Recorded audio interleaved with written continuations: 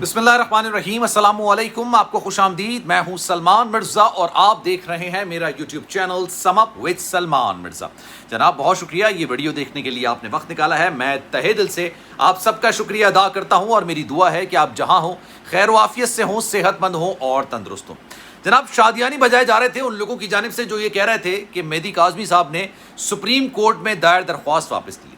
शादियाने बजाए जा रहे थे उन लोगों की जानिब से जो ये कह रहे थे कि दुआ ज़हरा का स्टेटमेंट निकलकर सामने आ चुका है और अब इस हवाले से कोई मेडिकल बोर्ड नहीं बनेगा। काफ़ी ज़्यादा खुश हो रहे थे, लेकिन उस वक्त मैंने वीडियो बनाई थी और बताया था कि जनाब ये मामला इतना सीधा नहीं है जितना लग रहा है और मेहदी काज़मी साहब को जितनी कामयाबी मिलनी थी उनकी तवक्को के मुताबिक उससे ज़्यादा बढ़ के मिली है।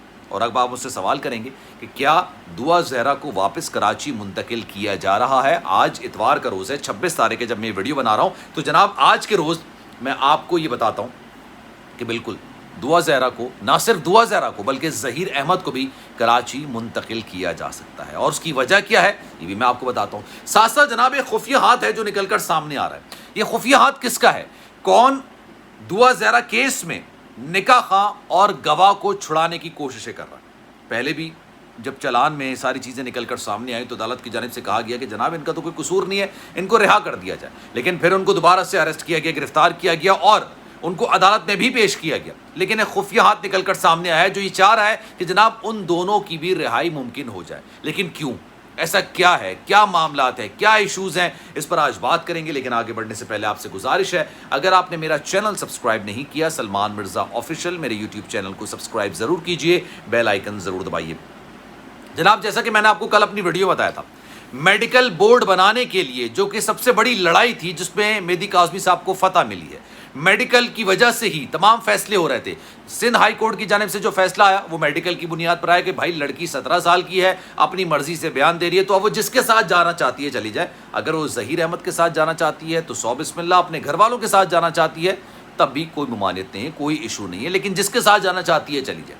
इसके अलावा लाहौर हाई कोर्ट का जब फैसला आया तो उसमें भी मेडिकल रिपोर्ट को बुनियाद बनाकर फैसला किया गया। ज़हीर अहमद साहब ने ये बात का फैसला किया कि वो मेडिकल बोर्ड तश्कील देना चाहते हैं। अच्छा, मेडिकल जो बोर्ड होता है वो सिर्फ 2 या 3 लोगों पर मुश्तमिल नहीं होता, उसमें बहुत ही ज़्यादा स्पेशलिस्ट डॉक्टर मौजूद होते हैं। आपको याद होगा कि अभी आमिर लियाकत हुसैन साहब की कब्र कुशाई और पोस्टमार्टम का जो मामला था उसमें मेडिकल बोर्ड तश्कील दिया गया था, तो उसमें 6 लोग मौजूद थे, 6 डॉक्टर्स थे और ये अपने अपने प्रोफेशंस में माहिर डॉक्टर थे। अब जनाब इस हवाले से भी मेडिकल बोर्ड तश्कील देने की बात की जा रही है और बल्कि मेडिकल बोर्ड तश्कील देने का हुक्म दे दिया गया है जो कि अगले हफ्ते, यानी अब जो हफ्ता स्टार्ट होने जा रहा है इसमें तश्कील दे दिया जाएगा। और उसके बाद फिर क्या होगा, उसके बाद दुआ ज़हरा को तलब किया जाएगा उस मेडिकल बोर्ड की जानिब से। जब वो मेडिकल बोर्ड में तलब किया जाएगा तो दुआ ज़हरा, वो मेडिकल बोर्ड लाहौर नहीं जाएगा बल्कि दुआ ज़हरा को पंजाब से वापस कराची बुलाया जाएगा और यहाँ पर रखा जाएगा और उस वक्त तक उसको वापस जाने की इजाज़त नहीं होगी जब तक उसका मेडिकल प्रॉपर ना हो जाए। मतलब मेडिकल बोर्ड जो तमाम चीज़ें मुरतब करेगा, अपनी रिपोर्ट मुरतब करेगा, उस वक्त तक उसको वापस जाने की इजाज़त नहीं होगी। और अगर लेट सपोज अगर दुआ ज़हरा या ज़हीर अहमद मेडिकल बोर्ड के बुलाने पर भी यहाँ पर नहीं आते तो फिर क्या होगा?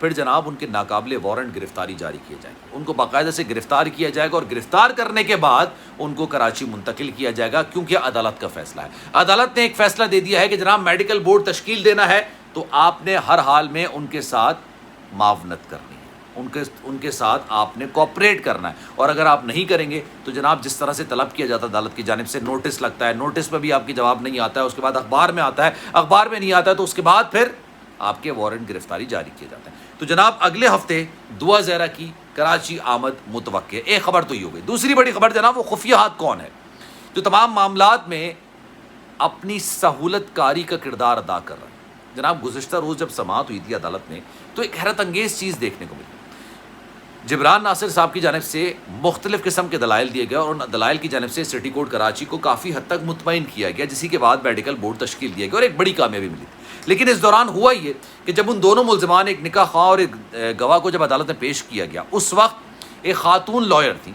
और हैरत अंगेज़ तौर पर जब भी आप केस लड़ते हैं, अल्लाह ना करे कि आपका कोर्ट कचहरी से वाबस्ता पड़े, लेकिन अगर आप वहाँ पर जाते हैं और आपका वास्ता पड़ता है उन लोगों से, तो फिर आप क्या करेंगे, आप एक वकील हायर करेंगे और वकील जो है वो अपना वकालत नामा आपके बिहाफ पर जमा कराएगा कि जनाब मैं इनका वकील हूँ और इनका केस लड़ूंगा।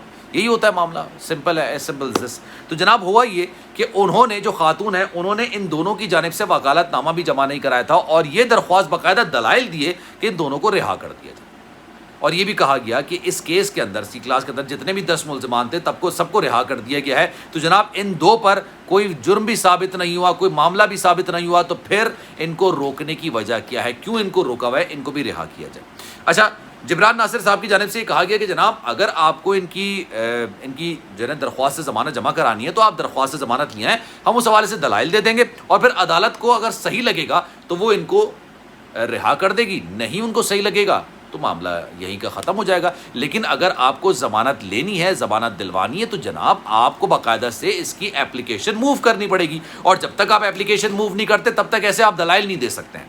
ये एक ऐसा मूव था जो कि जिब्रान नासिर का गुज़िश्ता रोज़ जितने भी उन्होंने मामला थे उसमें अच्छे दलाइल दिए थे, काफ़ी ज़्यादा वो तैयारी कर आए थे और वो खातून क्यों उनके मामलात में दखल अंदाजी कर रही थी किसी को नहीं पता। लेकिन जब डिटेल मालूम की, डिटेल से पता चला कि जनाब शेल्टर होम्स में जितने लोगों को रखा जाता है उनके केसेस लड़ने में ये खातून आगे आती हैं, उनके केसेस लड़ती हैं। अच्छा, ये दोनों का ताल्लुक शेल्टर होम में तो है नहीं, ये पुलिस की हिरासत में है, पुलिस की हिरासत में है, एक केस में नामजद हैं और अदालत में इनके हवाले से केस चल रहा है और पता नहीं इन जो दोनों की जानिब से उनसे राब्ता कैसे किया गया, क्योंकि राब्ता तो कोई भी नहीं हुआ। अगर राब्ता हुआ होता तो ये अदालत में कहती कि जनाब मैं इन दोनों की जानिब से अपना वकालतनामा जमा करा रही हूँ और मुझे इनकी दरख्वास्त ज़मानत के हवाले से पिटीशन दायर करनी है और उस पर दलाइल होंगे। जब आप किसी की दरख्वास्त देते हैं ज़मानत की और वो हिरासत में होता है तो सामने जो इसको अपोज कर रहा होता है वो भी अपने दलाइल देता है। जब वो अपने दलाइल देगा, ये अपने दलाइल देंगी, अदालत जिसके दलाइल से मुतमईन होगी उसके हक़ पे फैसला सुना दिया जाए।